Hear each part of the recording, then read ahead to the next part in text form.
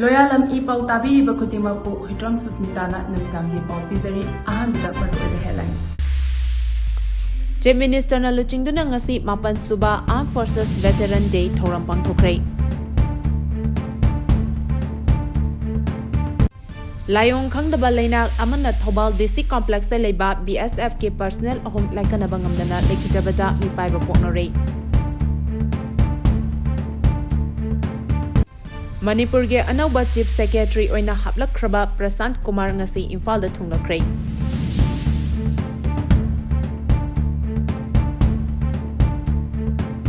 Pau sandokna pijari. Chief Minister na Luchingduna ngasi 8 suba Armed Forces Veteran Day thoram Pangthokhre. Manipur da santi puraknaba hotnabada lebak asigi katoktuna lakleba haishinglaba veteran singi mateng pinaba Manipur gi Chief Minister N Virena appeal tawkhre. Leina state asida santi puraknaba hotnabada miyam pumnamakna mateng pangbiyu athuba matamda mifam ama pangthoknaba kauzarake haina CM na phongdokhre. Ngasi ahanba Manipur Rifles ki banquet hall da Manipur lengak na sinduna pangthokiba commemoration of 9 Suba Armed Forces Veterans Day thoramda Power Minister TH Bisorjit, Works Minister Govindas Konthozam, Rajya Sabha ki MP Sana Jawale Shemba, Education Minister TH Basanta Kumar, PHED ki Minister L Susindro, Veteran ki Minister Khasim Vasum, Hill Area Committee ki Chairman Dinganglung Kamai Amadi MLA Singh na saruk yakhi. Thoram aduda thabak gi Pangthokhre Armed Forces da thabak toramba sing da ikai khumnaba utkhi. Chief Minister N Virena thoram ga mari lenena makhatana phongdokibada India bu ngak senbada kathokiba athoba singbu ningsingduna Indian Army ki Commander in Chief Field Marshal Kodandera Madapak Karipana Mahaki Service tagi pothakiba numit adubo ningsingduna pangthopa thoramni. Armed Forces singi punsi asi langi matam oiro atai matambu oiro alert adulai. Makoi bu maraiba kidamakta kathokiba adu aikhoi khodimakna ikai khumnafam thoi. Manipur gi maherok dagi leiraba yalomi singi yenglaga state asida santi puraknaba mateng pangbiyu athuba matamda mifam ama pangthoknaba kauzarake haina su phongdokhi. Layong Khangdaba Leina amana Thobal DC Complex da leba BSF ki personnel Ahum laikanaba ngamdana Leikhidre da mipainaba poknare. Yamna ngakpa thodok ama oina ngarang dagi ngasi phawbagi manungda Thobal District ki DC Office Complex da leba humpu humdoi shuba BSF Battalion gi B Company Posta mathau toba personnel Ahum chapmanaba Layong da narakpadagi tongan ba hospital sing da laikanaraba matung laikanaba ngamdana Leikhidre hari. BSF personnel Ahum ase Leikhidre matungda post aduda leminaba atopa BSF personnel singbu hauzik mipaiba poknare hari. Thodok sing asigi matangda pauchi asina phangba paugi matung inadi ngarang ayu pung 9:15 rom taba matamda battalion adugi B company posta head constable oina personnel Jammu and Kashmir Sandri Patandagi Ravinder Singh chahi nifutaruk apokpa SH Lal Singh masagi phamungda wakhal mangduna leirambadagi khudakta Thobal District Hospital da layengki. Doctor gi pautak matung ina mahak Rims Hospital da refer tawduna laikanaki. Adubo ayuk pung 8:95 taba matamda laikanaba ngamdana Leikhidre hari. Leikhidre Ravinder Singh gi personal register number 99121516 ni mahak kuntra taruk suba BSF Battalion gi A company dagini B company da attached tawduna lebani mahak E oba amadi thabak nabagi layong na maram oiraga Leikhidre harna mari lenaba layeng chathakiba Dr. Singh na phongdoki hari. Thodok aduga mari lenana battalion adugi sub inspector Manish Kumar Singhana Thobal District Police Station da report ama tawrakpadagi UD case number 01 Thobal PS under section 194 BNSS Act 2025 ki makhada case ama lakhoi hari. Hariba thodok adu thokraba matung arang numidang pung 3:35 rom taba matamdasu battalion adumaki B company da leba Uttar Pradesh tagi Nagla Kesrit ki head constable Chandra chahi Yankhaimari apokpa SH Rasipal su mantri posta duty tawringai da khanghaudana lektharakpadagi manak nakpada leba personnel singna thengnarakpadagi khudakta Thobal district ta pukhatuna laikanaba matung Rims ta refer tawduna laikanaki. Adubo head constable Chandra ngasi ayupung ama rom tarakpa matamda laikanaba ngamdana Leikhidre hari. Mahaksu doctorna breathing amadi tabak nabana maram oiraga Leikhidre haina khanghalaki. Asiba hakchang Jenims ki mokta thamkre hari. Asumna BSF personnel ani chap manana Layong ama maram na oiduna Leikhidre chairak asida ngarang ahing nongyai pung Amaga minute kun mga rom taba matamda su battalion adumaki Bependra Singh Rawat chahi nifu mga chap manaba Layong da narakpadagi Siza hospital da pukhatuna ngasi ayuk pung aniga minute tara taba matamda laikanaba ngamdana Leikhidre hari. Anga pathodok amaga loinana oirakliba thawong adubu maram oiraga Thawbal district ki DC office complex leba humpu humdo shuba BSF battalion post aduda leriba atopa personnel sing akiba ama poknare hari. Thodok thopamdagi manak nakpada leiba miyoi singdagi pauche asina phangba paugi matung innadi Thawbal district ki DC office complex leba humpu humdo shuba BSF battalion gi post leiriba mafam asi laifam timfam yamna kanba mafam ni haina miyam na ngangnaba lei adubum oinamag BSF ki personnel singna Leikhidre gi thodok adumakti lighting ga maril Leina ramgadra habadi hauzik phawgi oina chap chaba khamangamdri hari. Manipur ge anauba chief secretary oina haplakraba Prasant Kumar ngasi Imphal da thunglakhrei. Manipur ge anauba chief secretary oina haplakraba Prasant Kumar Singh mahaki office paina bagidama ngasi Imphal da thunglakhrei. Prasant Kumar asi ing lising amaga chamapan maudral humdoi vet IAS officer Manipur kadarni. Mahak Ministry of New and Renewable Energy Secretary oina thopurambani adubu cabinet appoint committee na mahapu Manipur da amuk hanal leiduna thabak tawnabagi order haukiba January 13 da thokibani. Prasant Kumar na state asigi chief secretary oibaga loinana hanagi chief secretary Vinit Josina Ministry of Higher Education Secretary oina thopuragani hari. Paugi marak thatna loyalam E-PAO tabiriba khudimakna channel asibu nungsibiduna like amadi subscribe tawbiduna subscriber masing hengat hanbada adom sumateng pangbiyu. SM Clinic and Healthcare Center Pangthokhre ki B block Khangdaba. SM Clinic and Healthcare Center Pangthokhre makhalaikai gi nongna saba B block ngasi haunabi matung ina Pangthokhre GP gi upapradhan Moirang Them Amubi Devi amadi Sayol Helping Hands Foundation gi chairman Samananda Elangbamna maikhom hangdoktuna mayamda khusinakhrei. Thauram aduda clinic asigi proprietor Dr. Laisram Dayanandana phongdorakibada SM Clinic asi hana OPD khaktang oirambana maram oiraga patient singi observation tauba amadi numidangi matamna chingbada emergency oina pukhatpada khudong chadaba mayok naramba adu B block asina khara makhaidi kokhanba ngamlagani haina phongdokhi. Nabi makharakai Laisram Dayandana ngasi khoi chaput pa haidi khoi emergency khudaki oiba orgasu khoi mateng khatang da orgasu tawba ngamnana bu phanabi base khoi yam nungai thagatsari Dr. Dayandana amaru ina khoi gi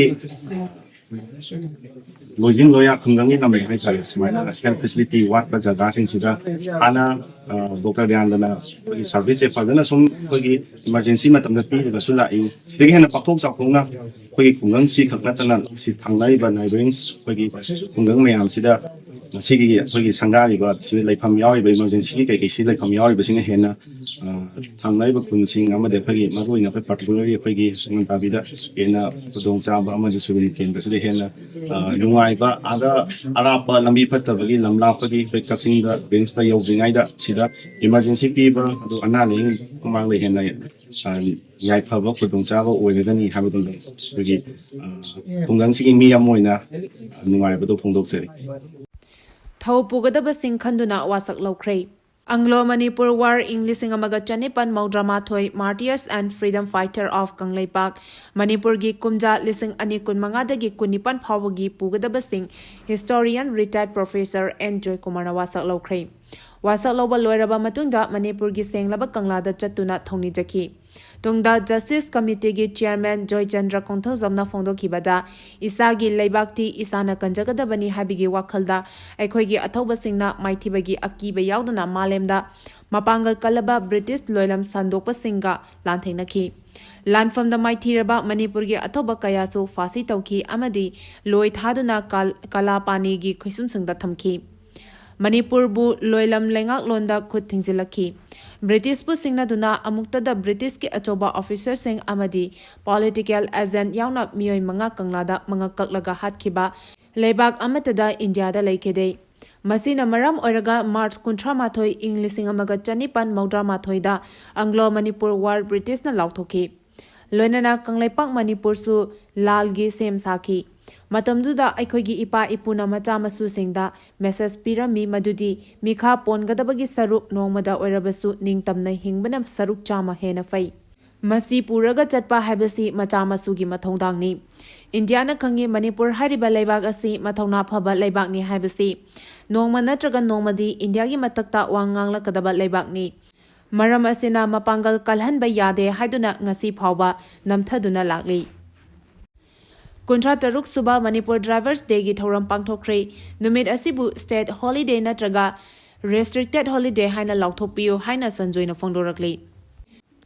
Manipur Drivers Association MDA, Highway Truck Owners Organization, Senapati District Truck Drivers Union, Senapati District Truck Drivers Association amadi All Manipur Gorkha Truck Drivers and Owners Association na sinduna kuntra taruk suba Manipur Drivers Day gi thoram ngasi Manipur Press Club ta Pangthokhre. Thoram aduda retired IPS officer Potsangbam Sonamani, MDA gi President Saikhom Babudon, Social Scientist Janavri Laistram amadi All Manipur Working Journalist Union Amzugi Hanagi President amasung Kangleipak Maira Paukchegi Chief Editor Wangkhemcha Samjaina Maru Oiba Mithunglen Singh oina saruyaki. Ngasigi thoram aduda Leikhidre driver singi photo da haikat laikat tambaga loinana minute ama tumina laptuna ikai khumnaba utkhi. Thoram aduga mari lenana Manipur Driver Association gi General Secretary KHS Sanjoina hai. Driver gi sinfam asi yamna khudong tiningai oiba sinfam amani. Lamdam asida leiriba miyamna nongmada changdraba yadraba potlam kayana driver singna National Highway singda pusilakli. Lambi gi khudong tiba thodok kayada driver kayagi mathawai mangkhre.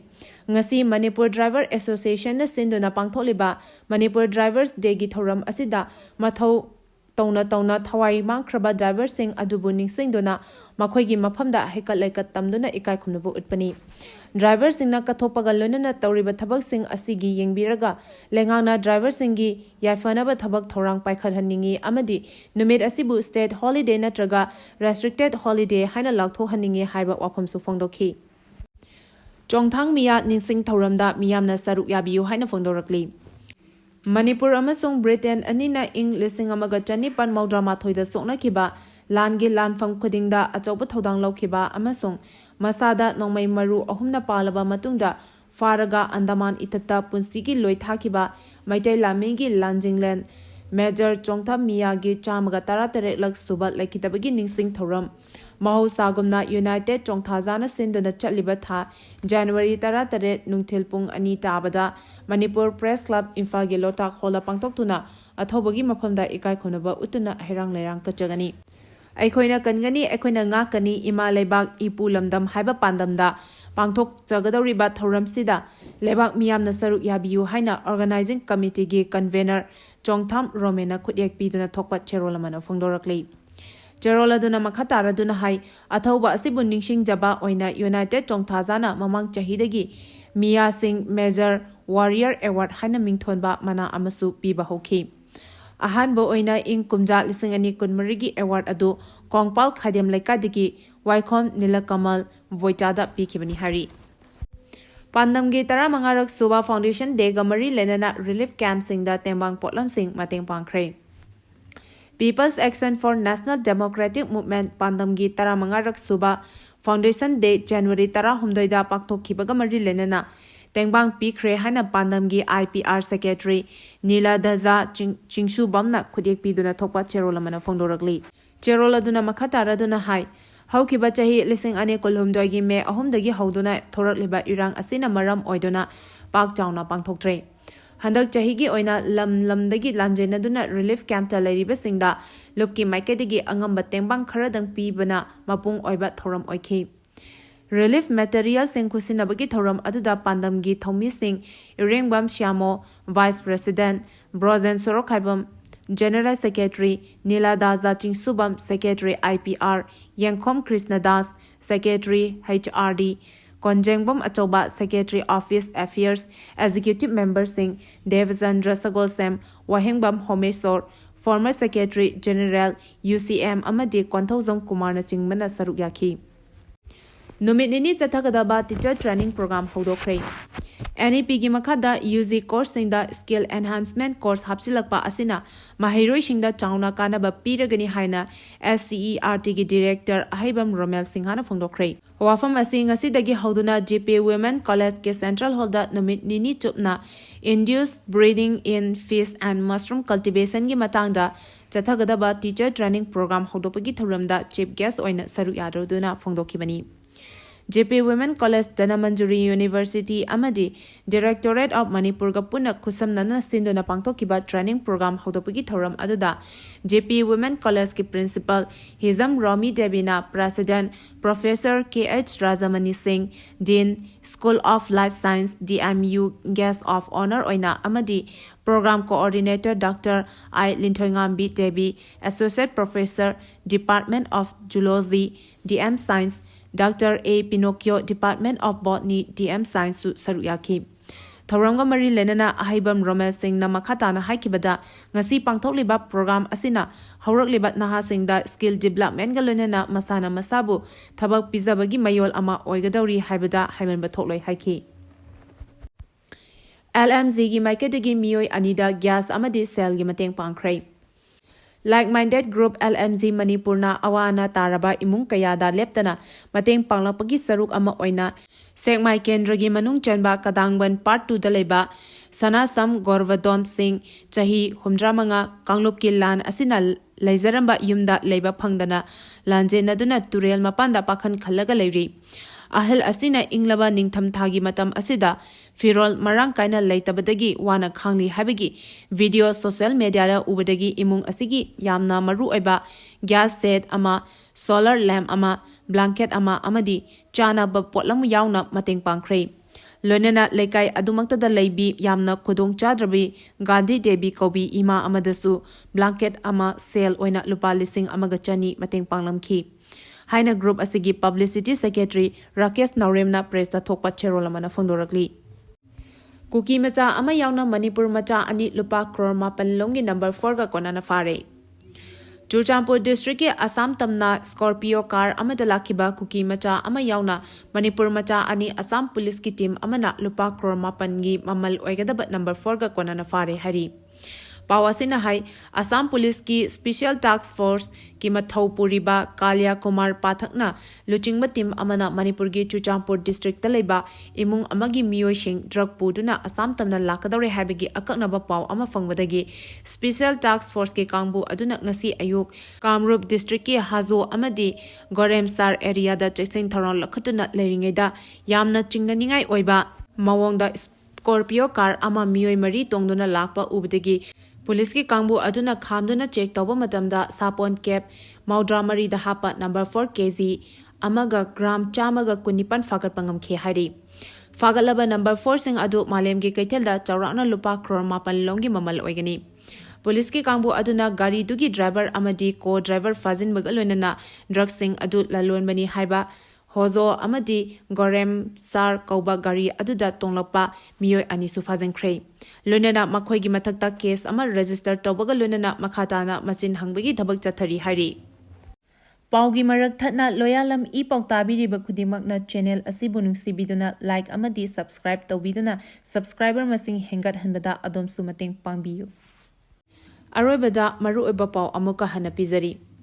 Chief Minister na Luchingduna ngasi mapan suba Armed Forces Veteran Day thoram Pangthokhre. Layong Khangdaba Leina amana Thobal DC Complex da leba BSF ki personal Ahum Leikhidre ngamdana Leikhidre mipaiba poknare.